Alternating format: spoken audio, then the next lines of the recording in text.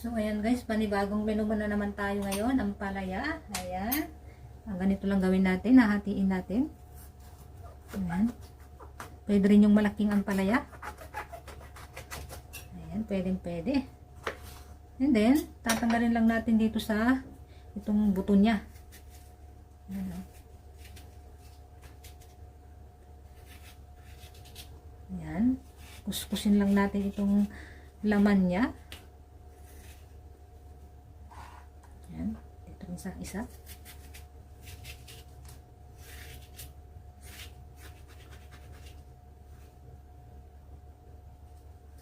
So, ayan guys, bali ganyan ang itsura niya.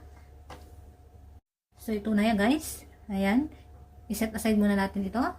Ayan, magbabati tayo ng isang itlog. Ayan.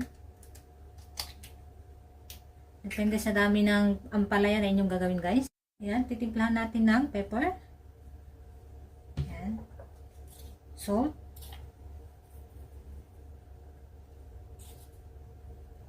Ayan guys. And then, babatiin natin.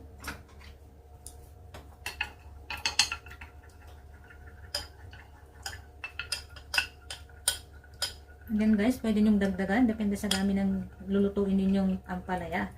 Ayan, kapag na-mix na. Ayan.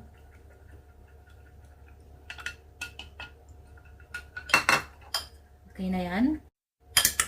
Ayan, okay na siya. Set aside muna natin. So, ayan guys, talagay natin yung ampalaya dito. Ayan. Para hindi siya matumba.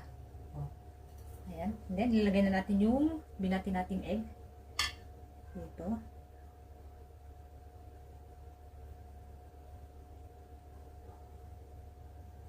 So, ayan guys. Ayan. Ready to steam na. Lagay lang ako ng konting garlic herbs, pampalasa. Ayan. Pwede nyo ring damihan guys. Depende sa gusto nyong lasa. Well, gustong-gusto ko talaga ito, kaya dadamihan ko siya. Ayan. And then okay na, i-steam na natin. So ayan guys, ito yung ating lulutuan. Ayan, kailangan malakas yung apoy niya. Then lalagay na natin ito. And then yung ampalaya. Ayan, itan muna natin. Ayan guys. Oh, sorry, natumba. Ayan. And then tatakpan na natin guys. Ayan. And then lakasan natin ang fire. And then hintayin natin siya na maluto. So ayan guys, i-check na natin. So luto na ang ating ampalaya. Ayan guys, i-off na natin. Ayan, bali ganyan ang itsura niya. Ayan, palamigin muna natin siya konti bago natin siya hiwain. So ito na nga guys, yung ating ampalaya. Ikakat na natin. Ayan. Mainit-init pa.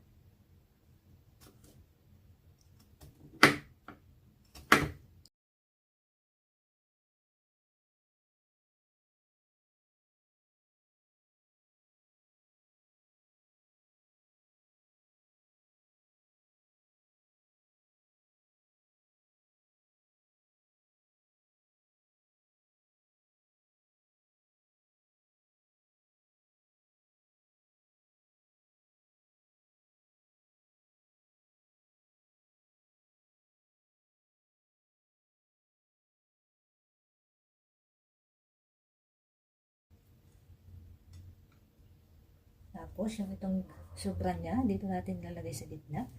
De-decorate lang natin siya ng ganyan. Yan. So, ito na nga. Ito na ang aking ampalaya. Steam ampalaya. Ayan guys, may sobra isa. Ayan. Ayan na.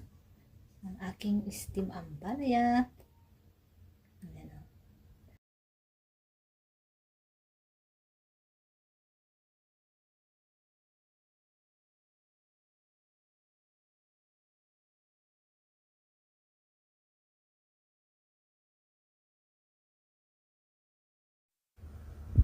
Ito ang aking steam ampalaya with egg. Ayan o. Yung nasa gitna, nilagay ko na lang yung extra na kamote kanina. Oh, diba?